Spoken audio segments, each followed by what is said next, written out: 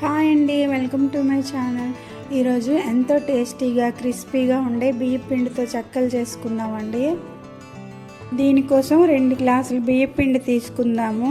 ఈ పిండి అయితే నేను కంట్రోల్ బియ్యం, కోట బియ్యం అంటారు కదా, ఆ బియ్యం తీసుకొని ఒక 5-6 సార్లు శుభ్రంగా కడిగేసి ఎండబెట్టేసి మిల్లు పట్టించానండి.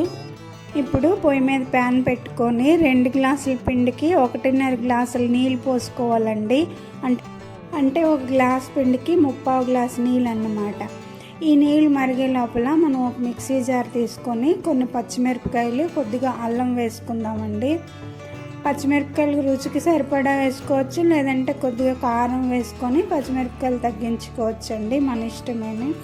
అల్లం కూడా ఎంత అని కొలతేమీ లేదు, 1 ఇంచు మొక్క వేసుకుంటే సరిపోతుంది. ఇందులోనే ఒక 2 టీ స్పూన్లు ధనియాలు వేసుకొని బరకగా మిక్సీ పట్టుకోవాలండి, మెత్తగా పట్టకూడదు. తర్వాత ఇప్పుడు మరుగుతున్న నీటిలో 1 టేబుల్ స్పూన్ వెన్న వేసుకోవాలండి. వెన్న లేకపోతే నూనె అయినా వేసుకోవచ్చు. బియ్యం పిండికి సరిపడా ఉప్పు వేసుకొని మనం మిక్సీ పట్టి పెట్టుకున్న పచ్చిమిరపకాయల మిశ్రమాన్ని ఇందులో వేసుకోవాలండి. కారం సరిపడదు అనిపిస్తే కారం పొడి వేసుకోవచ్చండి. అలాగే 1 గంట ముందుగా నానబెట్టి పెట్టుకున్న శనగపప్పు కానీ పెసరపప్పు కానీ వేసుకోవాలి. నేనైతే పెసరపప్పు వేసుకున్నానండి. కొద్దిగా నువ్వులు కూడా వేసుకుంటే రుచి బాగుంటుంది. పెసరపప్పులో కొద్దిగా నీరు ఉండిపోయిందండి. ఇలా నీరు ఉండకూడదు, నీరు ఉంటే చెక్కలు సరిగ్గా రావు. బాగా వడకట్టుకోవాలండి. ఇప్పుడు మనం కొలిచి పెట్టుకున్న బియ్యం పిండి అంతా ఇందులో ఒకేసారి వేసేయాలండి. వేసిన తర్వాత శుభ్రంగా కలిపేసుకొని సన్నగా కట్ చేసి పెట్టుకున్న కరివేపాకు ముక్కలను వేసుకొని మూత పెట్టి ఒక 15 నిమిషాలు అలానే ఉంచాలండి.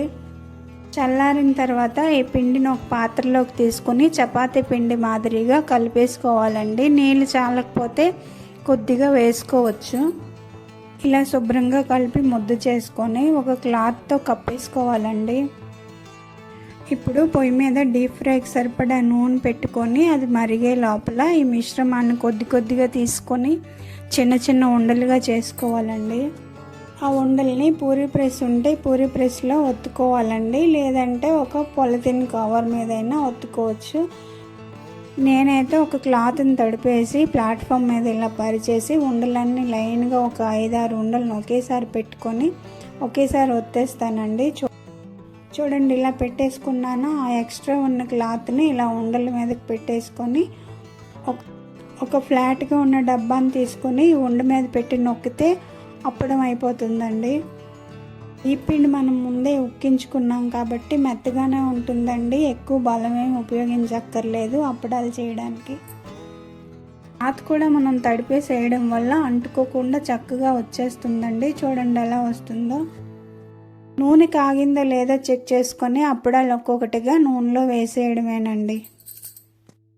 ఫ్లేమ్ని మీడియంలో పెట్టి వేపుకోవాలండి. హై ఫ్లేమ్లో పెట్టి వేపితే వేగకపోతే చెక్కప్పడాలు అస్సలు బాగుండవండి. ఇలా ఒక్కొక్కటిగా అన్నీ ఒకేసారి వేసేయొచ్చండి. ఒకదానికొకటి అంటుకుపోవడం లాంటిది ఏమీ ఉండదు. ఇవి వేగే లోపల నెక్స్ట్ వాయికి ఉండలు ప్రిపేర్ చేసుకుందామండి.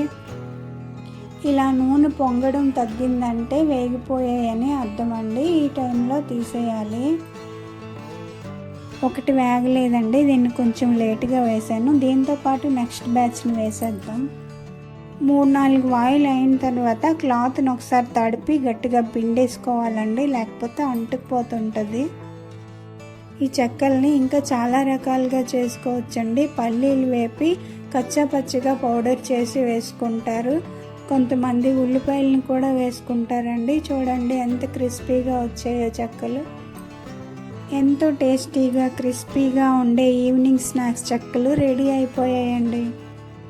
వీడియో ఎలా ఉందో కమెంట్ చేసి చెప్పండి. నచ్చితే లైక్ చేసి షేర్ చేయండి. సబ్స్క్రైబ్ చేసుకోవడం మర్చిపోకండి. ఇంకో మంచి స్నాక్ ఐటెంతో మళ్ళీ కలుద్దాం. అంతవరకు సెలవండి. బాయ్.